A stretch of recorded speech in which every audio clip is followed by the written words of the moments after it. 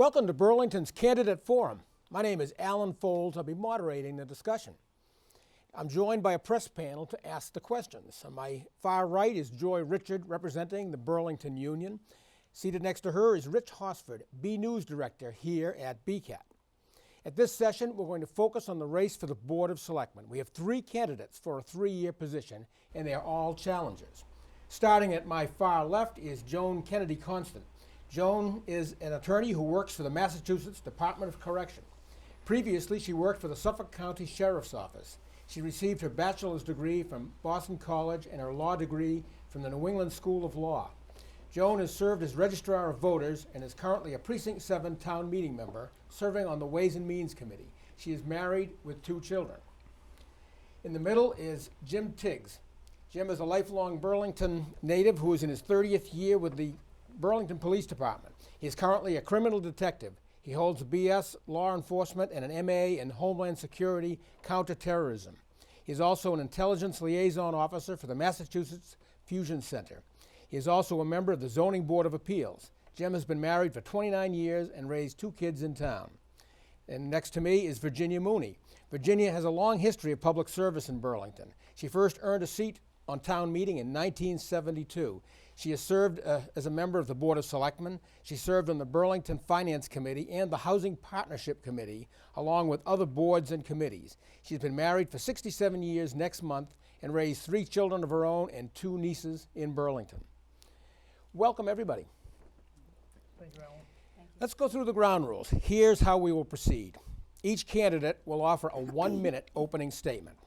After that, our press panel will ask questions of each of the candidates. Each candidate will have 90 seconds to answer.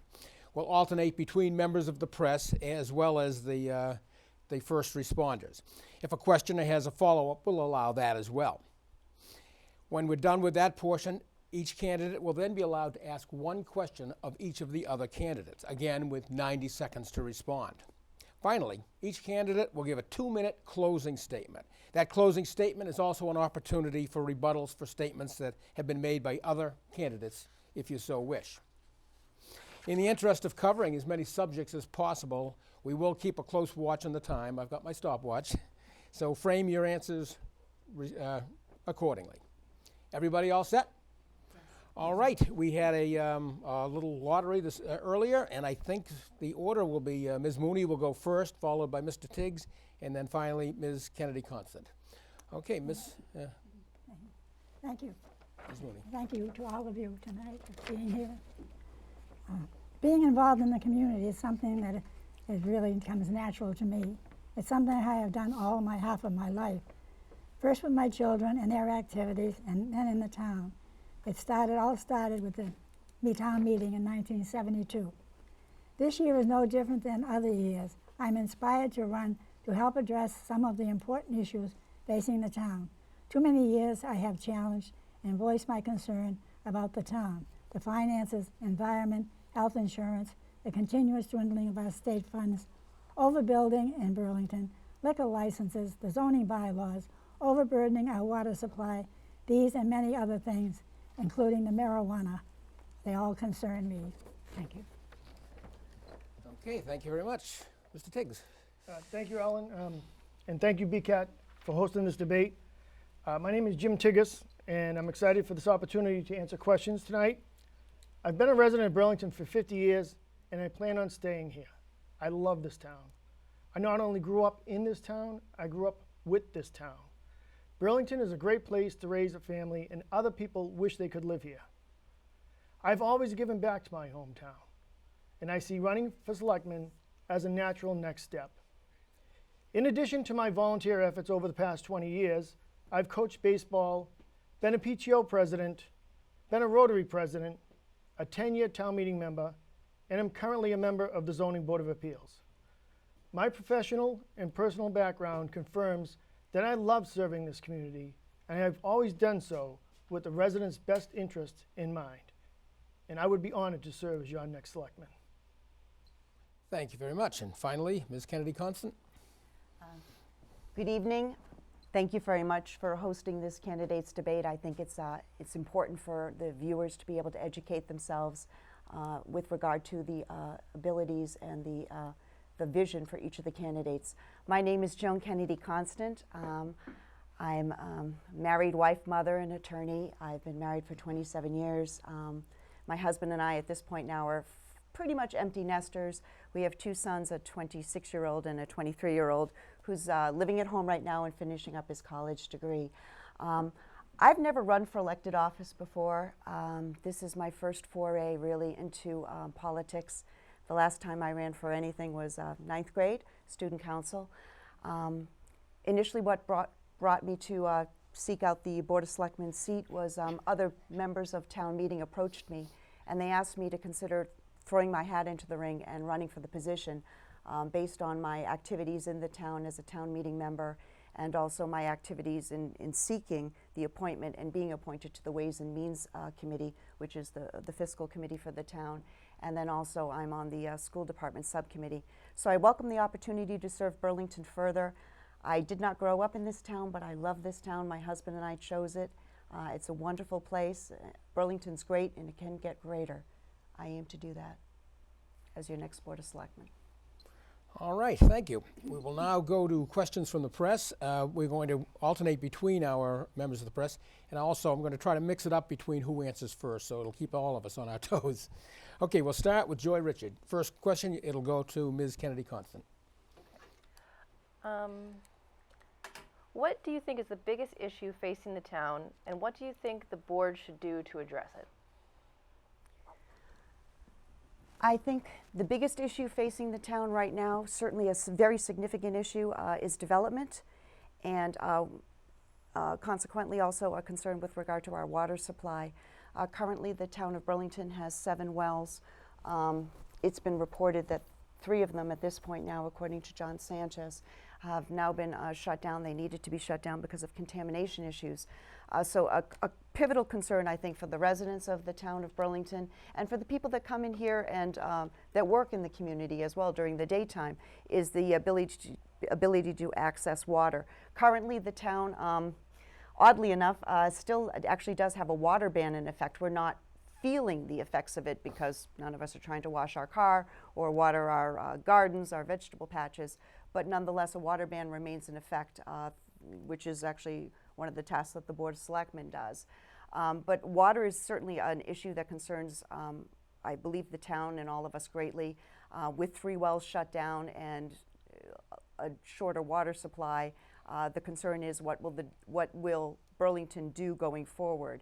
And given that the Board of Selectmen supervises the Director of Public Works, John Sanchez, and other individuals, I think as a community collaborative, we need to find better and deeper water resources, which may be linking up with the MWRA, or it could be other venues. But it's something that absolutely has to be addressed by the next Board of Selectmen. Okay, thank you. Next, let's see, Ms. Mooney. Same question? Same question. Repeat the question. Sure. What do you think the biggest issue is facing the town, and what do you think the board should do to address it? I'm kind of in with Joan that the water is one of the big issues today, and I don't know what we're going to do about it. The state has mandated us that we can't use the water, so we're in a pickle right now. Of course, coming the spring and the summer, people are going to want to water their lawns, and they're going to be able to do everything like that, and they're not going to be able to do it. So I don't know what they're going to do in the long run, but I think that the building and the building and structures and so forth, especially restaurants. Restaurants use more water than any of the other buildings in the town. So if we can sort of put the handle on holding on, not giving out the restaurants licenses, they're not going to come to Burlington for a while. So I think there has to be a moratorium on licenses in the town for liquor. Sorry. Okay, thank you. And Mr. Tigges, the same question? Thank you, Ellen. What I did was I've asked residents in town what they thought were the biggest issues. I have my opinion. I wanted the residents' opinion. And overwhelmingly, neck and neck was water and traffic, water and traffic. Virginia and Joan had touched on the water, so I'll touch on the traffic. Traffic, we're a victim of our own success, and our traffic is a byproduct of the business community that we have. What we are actually looking at several different options with regards to the traffic, because it's not a one-stop process to fix the traffic. You can't just wave a magic wand and let it happen overnight. There's several different facets that you have to look at, and a couple of those are in play already. This spring, the Route 128, Route 3 restriping is scheduled to be done, and whenever there's an incident on the highway, that's when it really, really impacts the local roads, because everybody wants to cut through. So that restriping is one thing that will help with the traffic.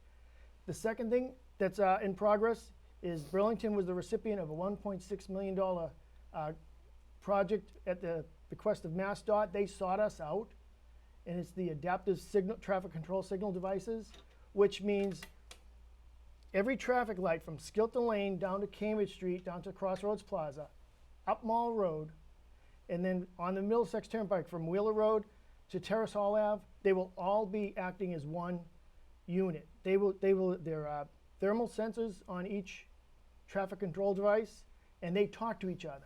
And they will, through the use of software, be monitored by MassDOT, and they will move traffic a lot more efficient than it is now. So that's the second thing that's in the works. And the third thing is, although it's still a work in progress, is the Middlesex 3 project, which will shuttle workers, the service workers and restaurant workers in and out of Burlington. And I know I'm getting short on time, so I'll stop. Okay, thank you. You all did pretty well on time. All right, we'll go on to our second question from Rich Hosford, and this will first be directed to Ms. Mooney. All right. Stay general for right now. How do you think your personal and professional experience would help you on the board? Well, I think I've served about everything on the boards in the town, and for many, many years, and I served 7 years on the Ways and Means Committee, and I served 3 years as a selectman, and those were two important boards in the town. And I think I brought back a lot from all the other different activities. I can't go through them all now because I wouldn't have time, but there was many of them that I went to and belonged to. And I'm right here at BCAT, as a matter of fact, for many, many years. I did over 200 shows in Burlington, had many people on, politicians and so forth, to talk about what they were going to do. And now I'm here trying to tell you what I will do. Thank you very much. Do you have a follow-up? Nope. Oh, okay. Mr. Tigges, same question? As a member of the public safety community, I think that's an advantage to be on the Board of Selectmen. In fact, I've had people tell me that as a member of public safety, that the voters should absolutely vote for someone like that or want someone like that on the board. I've got 30 years of experience being a professional problem solver. A lot of decisions are made rather quickly, and I've become very good at critical decision making. I've developed that over 30 years of experience. My communication skills, being in the community, I think that's one asset you must have to be a selectman. You must be able to communicate with the residents. So communication, experience, and the other thing I find that being in public safety is sometimes you act as an advocate for the citizen. So I've had 30 years of advocating for the citizens of this town, helping them when they needed help. I just think you can't have just one skill. You have to have a skill set. You have to be an effective communicator, a great decision maker, someone who knows what they're doing. And I think 30 years in public safety has trained me to be the perfect candidate for selectman. Thank you. And Ms. Kennedy Constant. Concerning my personal and professional experience and how that would assist me in my role as a Board of Selectmen. Well, I've mentioned it previously, but I'm a wife, a mother, and an attorney. I've been a practicing attorney practicing law on a full-time basis for 27 years. I worked for the Massachusetts Department of Correction. My entire professional career as an attorney has been in public safety in the field of corrections. For the first 9 years, I worked for the Suffolk County Sheriff's Department as an attorney, and then for 18 years now with the Massachusetts Department of Correction. In terms of my skill set as an attorney, I work in state and federal court. I stand shoulder to shoulder with the correction officers that I represent.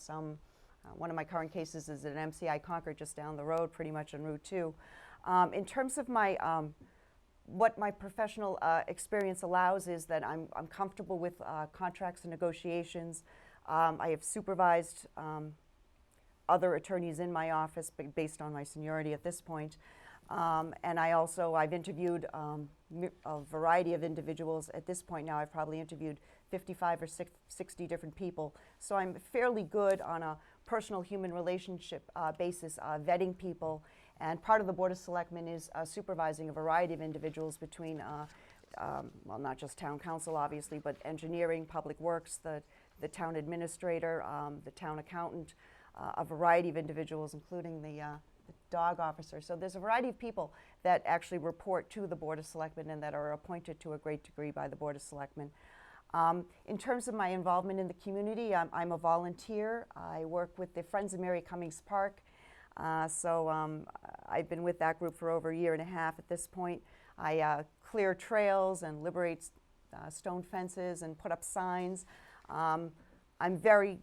We're blessed here in Burlington to have, both in Precinct 7 and Precinct 1, wonderful open space, and I'm here to help the townspeople preserve that. I've done that in my votes in town meeting, and I want to continue that as a Board of Selectmen. Okay, thank you. We'll move on to our third question. We'll go back to Joy, and we'll start with Jim. Okay. What do you think of the current number of liquor licenses? How would you like to see the town deal with them moving forward? Well, the number of liquor, I think we have 46, if I'm not mistaken. But it's a combination. It's not all full liquor licenses, first of all. There are some beer and wine licenses that are included in that number. Right now, for the development we have, I think it's adequate. I don't know what the future brings, so I can't answer if a higher number or a low number is the correct answer. But I can tell you one thing, is that the town is very aggressive in monitoring the liquor establishments. And the last few years there's been 100% compliance because the town wants those restaurants and stores and liquor stores to adhere to the laws. So I like the fact that they are, very, very strong on compliance. And the last couple of years, the stores have been unremarkable. There's been stores and restaurants have been unremarkable as far as any violations. Okay, thank you. And now, Joan, the same question. With regard to the amount of liquor licenses, presently they are the liquor licenses between stores, shops that sell beer and wine or shops that sell full alcohol, and then also restaurants. There's an adequate amount of liquor licenses. I don't know if that number will expand or not. Burlington is kind of in a flux at this point, I believe. You see some restaurants coming in and then they're closing. Macaroni Grill has closed. Bonefish Grill has very recently closed. My understanding is that maybe Not Your Average Joe's will expand into that space. So I'm not for or against liquor licenses. I do believe that there's been adequate resources from a public safety perspective to make sure that liquor licenses are being properly adhered to by those that possess them. So I don't know if I'm yes or no on liquor licenses. I think it probably would depend about how many restaurants are coming in. I know recently at town meeting there was a vote, and they agreed to give some beer and wine licenses to some restaurants that we are hoping that will be setting up near the Building 19 location, which is construction there is about to ramp up because we all drive by and go, oh, when will it change? And so that seems to be changing now. And there will be some mom and pop restaurants that go in there. And that was actually an initiative that was spearheaded by the Board of Selectmen. And so I think that's one of those things as a Board of Selectmen, you have to do that vision thing, whether it's 3 years, 5 years, or 10 or 20 years from now. However, do we reach a maximum point where we really can't support many more restaurants in town? That's a possibility. That is a possibility. I don't know what the magic number is, but I think it's something that a Board of Selectmen needs to be attentive to. Okay, thank you. And the same question, Virginia. Okay. Over the past few years, we've seen good restaurants pack up and leave Burlington. Why? Not enough business. Cost too much for renewing their lease.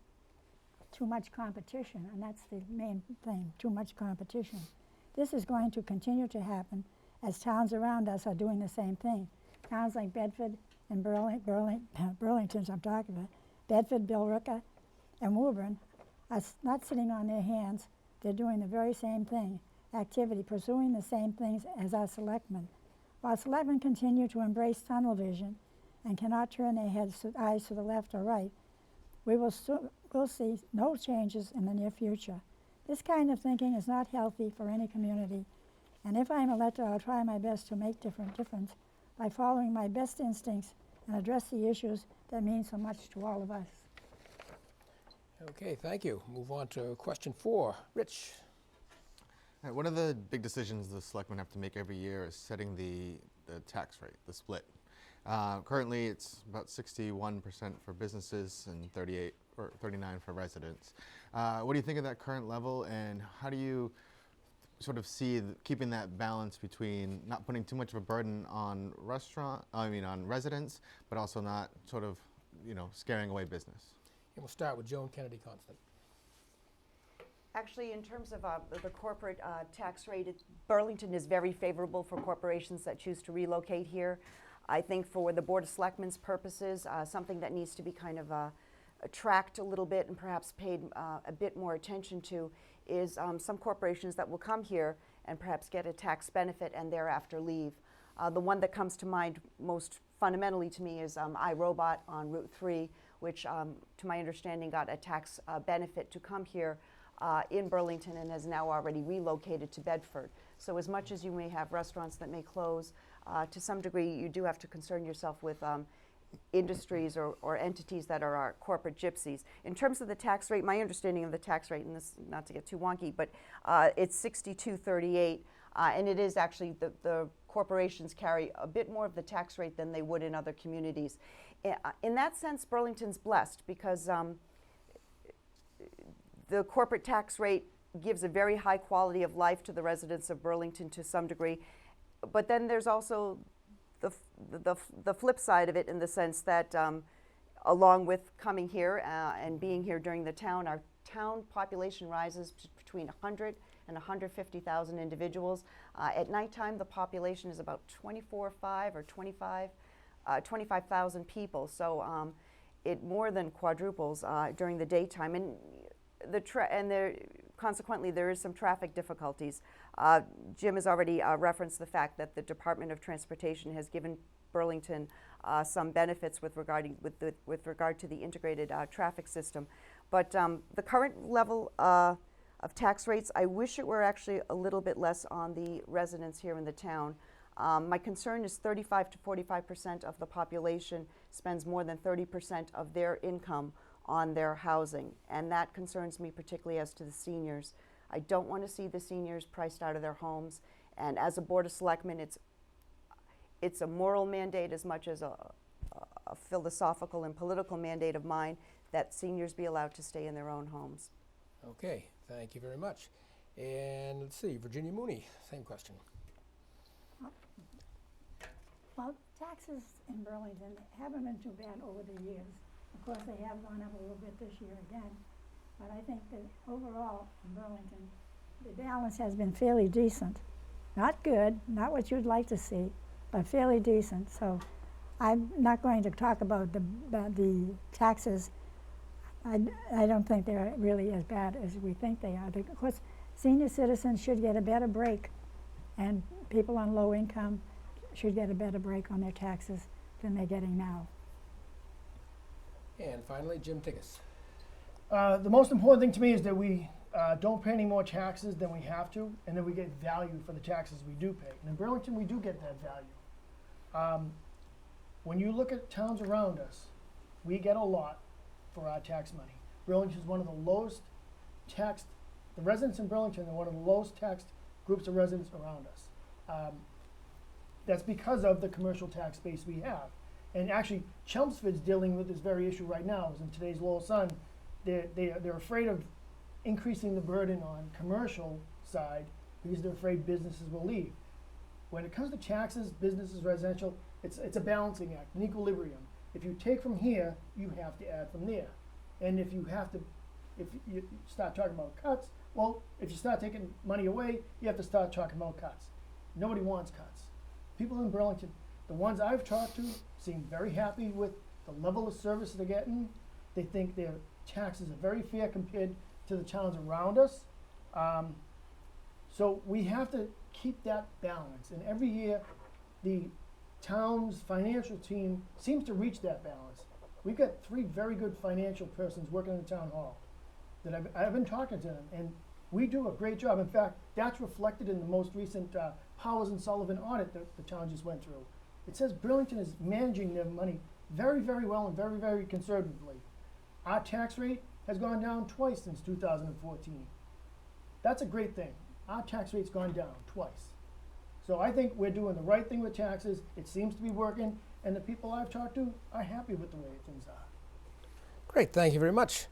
For the next question, we'll go back to Joy Richard, and we will start with Ms. Mooney. Thank you. How do you think the town should address capital projects? Do you think it has taken on too many, or are there others you'd like to see addressed in the next 5 years?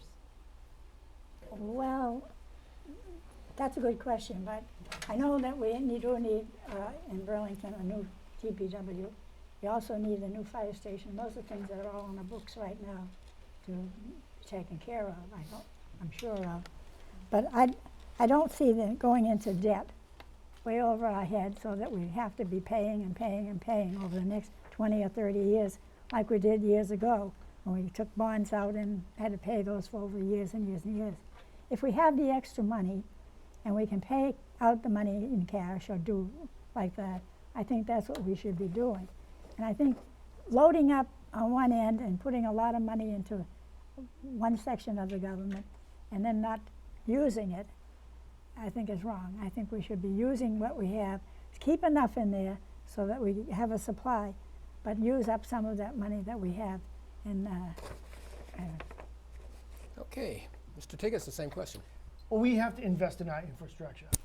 It's just like owning a house. You reinvest, you maintain, you take care of it. I remember when there's discussion about renovating the Marshall Simon School was going on and the building of Memorial School on Wynn Street, they talked about investing in the community. And then it's a good practice. And then by how you reinvest and the amount you reinvest helps with that AAA bond rating that we have. So you must have to reinvest. But getting to the point of where we should focus, right now, as Virginia and Joan have talked about, I think we have to look at the water.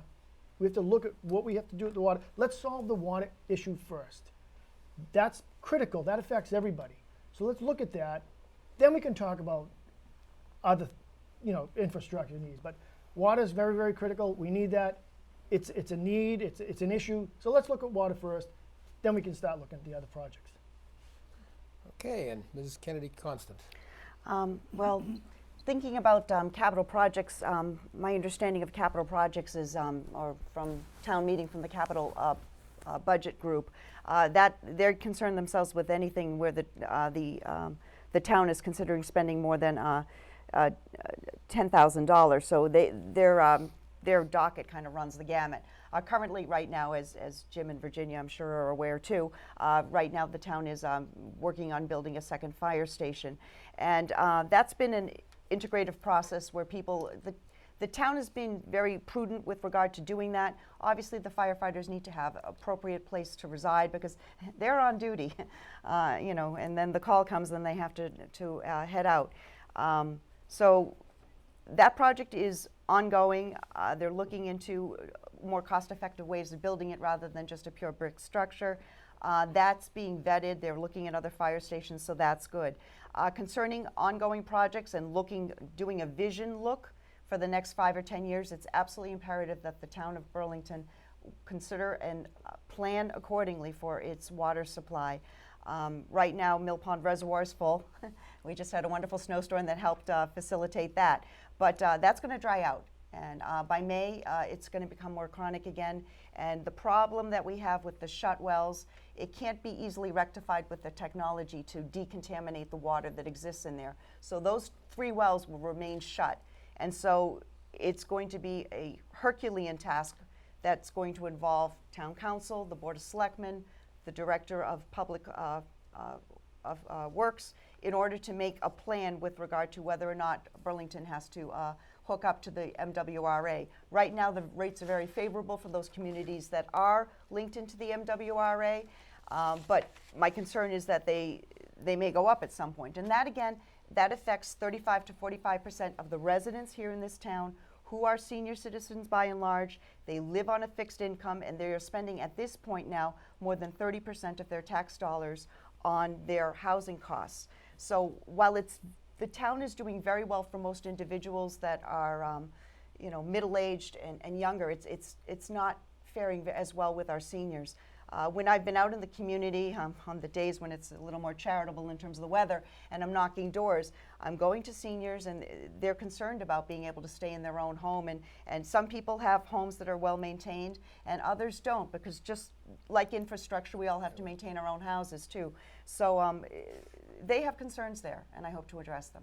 Great, thank you. I think we have time for one more question. We'll go back to Rich for this, and we'll begin with Jim Tigges. All right. So as of last November, the election, recreational marijuana is now legal in the state of Massachusetts. So right now, there's still some ambiguity as far as what states, what individual towns can do under the law, and it might be changed. But what do you think Burlington's general approach should be to this issue? As far as regulating it, Yeah, as far as either trying to regulate it or possibly trying to the regulations, limit. we're bound by the state laws with respect to regulations. So we have to adhere to the state laws with regards to marijuana usage. What we can look at is like the zoning of it and keeping it within certain districts. But as far as an issue like marijuana, it's such, like as you stated, it's so ambiguous. It's going to take years for certain laws and procedures and whatnot to be established before you can really start to regulate it effectively. So it's new. The marijuana laws are new. They're going to change. As with any new law, there's always an adjustment or a correction to it. So to give a cut and dry answer to that right now, you really can't, because it's not written in stone how those regulations could change, or will most likely change based on historically how other laws have changed. So it's a work in progress. The town, I know Burlington, will do what they can to regulate to the best of their ability. But again, you're bound by certain state laws that the town really can't impinge on. Okay, thank you. Joan Kennedy Constant. I would dovetail with the comments made to some degree. There's two issues that are in play here with regard to marijuana. There's medical marijuana, and then there's marijuana dispensaries for pure recreational use. Right now, Burlington doesn't have either type of entity in the town right now, and certainly there's some zoning laws that would not allow a recreational marijuana dispensary to be set up within 1,000 feet of where children typically reside, which it's not just your conventional places like schools, it's also churches, it can also be fitness facilities where children would have like day camp or archery, and dance studios, a variety of places where children might congregate. So a medical marijuana recreational dispensary would not be able to be sited within range of children, and I think that's something that all candidates could agree upon. There is a problem with regard to the laws here, because there is a mismatch. Federally speaking, the federal laws actually are the ones probably that are somewhat stalest and that actually prohibit marijuana, and then state by state you've seen these referendums come across, and one happened in Massachusetts last November where the voters voted for recreational marijuana. It causes some difficulties. And regulating it becomes much more problematic. I don't think anybody here could appropriately give a succinct and comprehensive answer to this, because there is so much that's in flux right now. The Attorney General's office is actually leading to some degree, because the Attorney General's office creates regulations, and even those have been, there's been a slight moratorium on that. So it's an early question for all of us as candidates to answer, and it's an early question for the Board of Selectmen to have to grapple with too. Thank you. Finally, Ms. Mooney. Well, the legislature is working on the bylaws to change them around. We are going to have bylaws in town too, but they'll have to be associated with the state laws. The planning board is in the midst of trying to get this together to bring it to town meeting. They can't do anything until after next June if the legislature gets their act together and finds, gives us the laws that they want us to use. But I'm against marijuana, period. It's not one of my things anyway. But I'd like to see it disappear, but it's not going to. But medical marijuana is another different. People who can't live without it. I mean, they're living in pain constantly or whatever like that. That's a different story. And I think probably we'll wind up with one or two in Burlington eventually. But I really like to see the legislature do something really good about this marijuana and not put it in all the towns and cities. I want Burlington to be able to vote against it if they can. The laws aren't that way now, but the legislature could change it and give the towns reason to not have them, Okay, we now move on to our next segment where you get to ask each of your opponents a question. We will, again, with 90 seconds to answer for each one. Ms. Kennedy Constant, you get to ask the first question, and we'll start with Ms. Mooney answering. So my question to Virginia Mooney? You're actually asking both, but she will answer first. Oh, okay, all right. Yeah. So my question to the other two candidates is whether or not a moratorium should be established with regard to future development in the town within the next 5 years, and what would be your approach as a Board of Selectmen? Well, I've called for moratorium many years, and I finally got one several years back, a moratorium on building. And yes, I think a 2-year moratorium on building would be very good.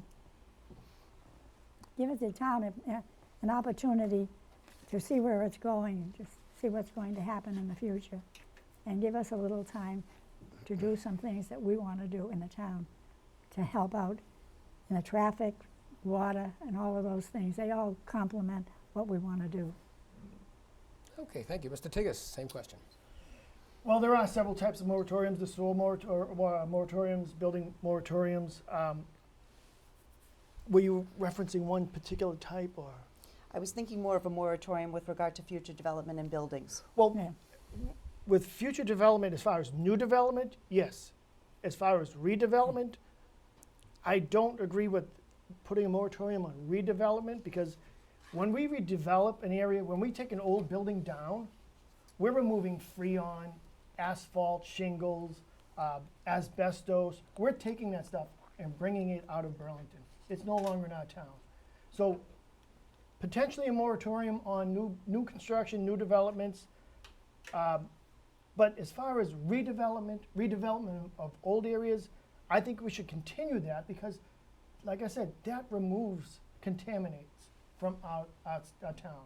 And it takes an old area, like Building 19, it takes that away, and it makes it better, nicer, and improves the quality of life of Burlington.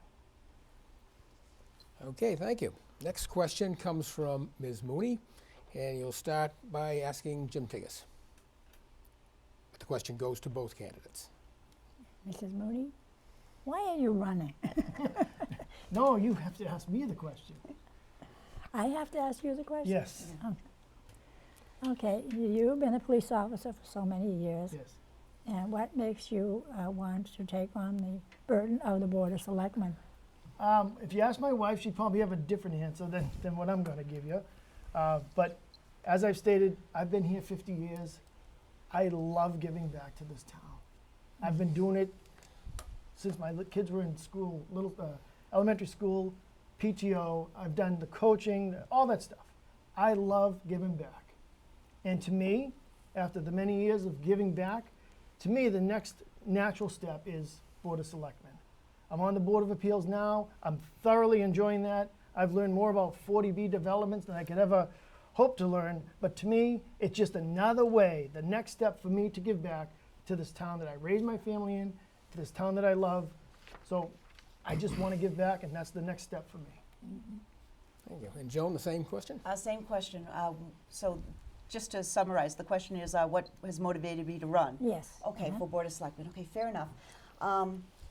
Well, I didn't, I didn't have a particular yearning to be a Board of Selectmen until I was approached by several other members from town meeting, and they suggested that I consider it.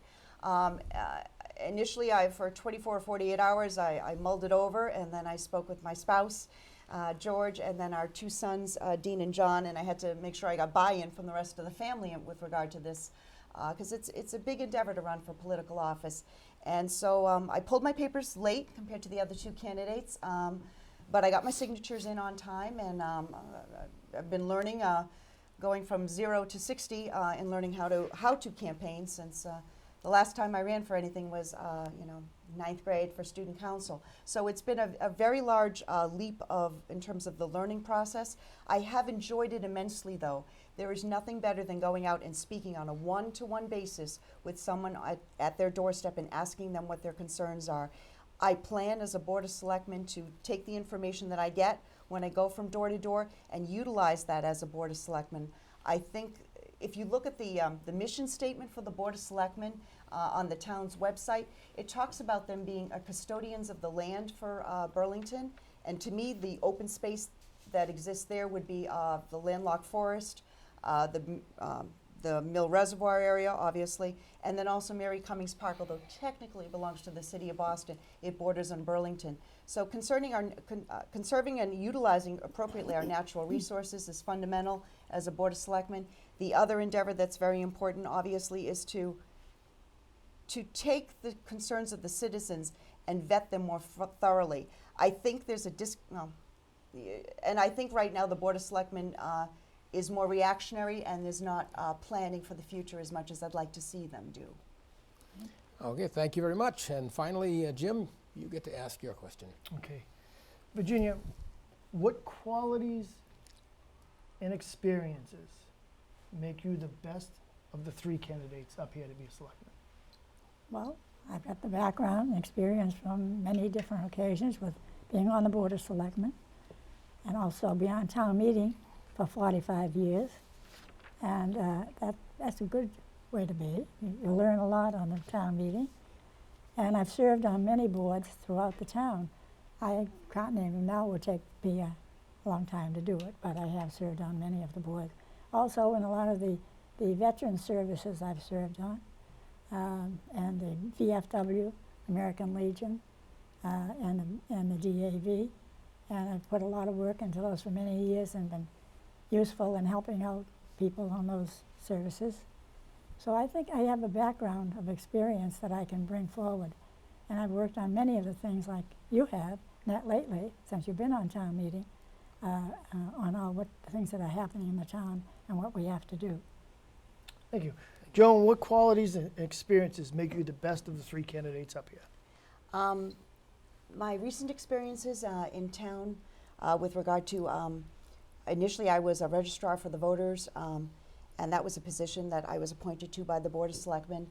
Thereafter, I sought, and when there was a vacancy in my precinct, someone suggested to me, who was another town meeting, hey, maybe you ought to apply for that. And so I communicated with the other town meeting members from my precinct, and they came and to a meeting, and I was appointed to that position. So I quickly cut my teeth at town meeting.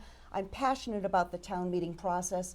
I think it brings together all the different active members in our community. We all are neighbors to one another. We all care deeply about the community.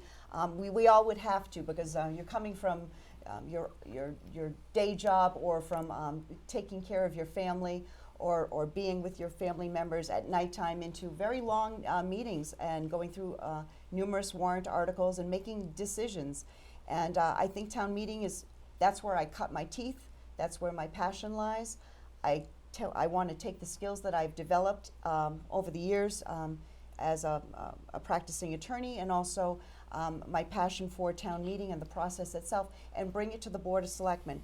I think right now there's a little bit of a disconnect between the way the Board of Selectmen function and the way town meeting itself functions. The best example of that has got to be the landlocked forest vote. Town meeting voted 92 to 11 in favor of making the landlocked forest open space, and the Board of Selectmen, you know, it was a very close vote, but they wanted to keep it for themselves. And I think that's the disconnect in my mind. Okay, thank you very much. We move into the last segment now. You make your closing statements. Remember, you each have 2 minutes for this. And we will go in the same order as we started. So, Ms. Mooney, you can begin. Okay. Thank you. Thank you. There are many challenges facing Burlington today. A new fire station, a new DPW, traffic, protecting our water supply, to name a few. But in the long run, we must change our thinking, open our door to the future and diversity. This is the key to a healthy community and makes it economically social.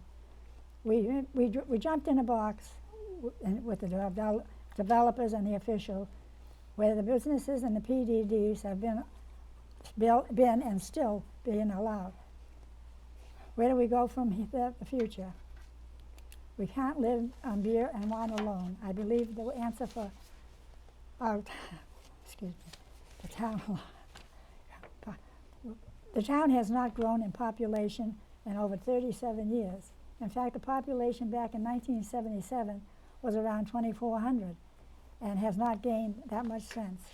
Many families left Burlington through the late 60s and 70s because the industries we did have moved away. I hope in the future we'll be able to bring back not what we have lost in the past, but new and diverse companies to help us grow in a new direction. Thank you. Thank you very much. Next, Mr. Tigges. Thank you. Just one quick rebut before I Okay. go in. Just the meeting I saw regarding the selectmen voting on the landlocked forest, the impression I got was that they were more upset, not with the content of the article, but more of how the process was, that it wasn't brought before them ahead of time. So that's what I got out of that meeting, was not so much the content of the article itself, but the process that the proponents went through to get that article. They did, according to the selectmen at that meeting, said they didn't go to the selectmen first. So that's what I saw at the meeting. As far as closing, again, thank you to BCAT for hosting this discussion tonight. Burlington's a great place to live. It's a great place to work. Our town is in great financial shape, and our most recent audit confirms that. The residents know what's important to them, and they know they can rely on me to be there for them. And I will always act in their best interest and do what's right for the town. I've been doing that for 30 years, and I don't plan on stopping now. It's a great feeling to know that residents feel comfortable enough to approach me and talk to me about anything, anytime, and I cherish that. And they know I'm approachable and accessible. I applaud Ms. Kennedy Constance's offer to have monthly meetings, meeting once a month. I hold meetings every day. Whether I'm walking along Cambridge Street, around the town common, or if I just stop to have a cup of coffee, or even while working in my yard, I meet with residents all the time, and we talk. We talk about how good it is, how good we have it, compared to residents in other towns. I like knowing that residents feel that comfortable enough to approach me about anything at any time, and that won't change, because that's who I am. I'm Jimmy Tigges. To me, you're not just a taxpayer, you're my neighbors, you're my friends, and we've known each other for years. Whether it be as a coach, a volunteer, working on school projects, or as a member of a town board, I've worked to make Burlington a better place, and I hope that with that in mind, you consider me when voting for selectmen on April 8th. Thank you. Thank you. And finally, Ms. Kennedy Constant. Thank you.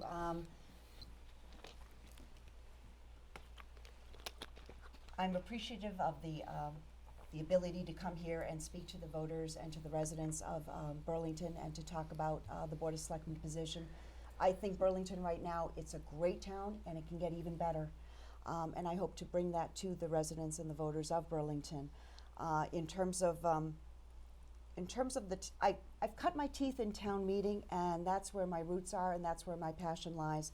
I intend to bring that to my role as a Board of Selectmen. I talk to my neighbors, I talk to my friends, I talk to my colleagues, I talk to people here in the town. I'm respectful and I listen to their concerns as well. objective in prior public statements that I've made with regard to holding office hours is to reach different people in the community. You do early morning office hours to reach those people that may head out of town, may head out of the town for their employment. You hold office hours on a weeknight to reach other individuals that might be getting in a little bit later.